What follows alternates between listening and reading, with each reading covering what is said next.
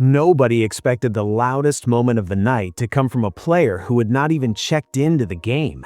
The tension had been building for several possessions: hard screens, extra bumps, late contact, and the kind of physical play that rides the line between tough and reckless. When a Wizards player hit the floor after being shoved more than once, the bench immediately popped up. Arms were out, voices were raised, and the officials hesitated just long enough for emotions to boil over.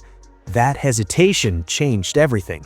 Instead of a quick whistle calming things down, the pushing continued. Teammates stepped between bodies, opponents kept talking, and the crowd could feel it turning into something bigger than a regular season possession. From the sideline, Trae Young reacted purely on instinct. He saw his teammate getting handled and took a few steps onto the floor, clearly upset that nothing had been called. It was not about scoring or stats, it was about standing up for his guy. But in the NBA, stepping onto the court during an altercation is automatic. It does not matter if you throw a punch or just raise your voice.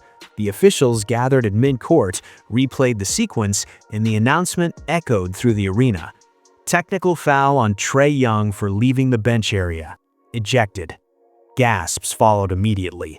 He had not logged a single official minute for the Washington Wizards, yet he was already walking back to the locker room. Meanwhile, the original altercation was not ignored. Double technicals were handed out after review, and one player on the opposing side was tossed for picking up two. The irony was heavy. The contact that sparked everything might have been controlled with an early whistle, but instead, it snowballed into chaos. What made the moment unforgettable was the symbolism. Trae Young showing fire before his debut, a bench willing to rise together, and a reminder that in this league, emotion moves as fast as the ball. One missed call, one extra shove, and suddenly a normal Monday night becomes a headline.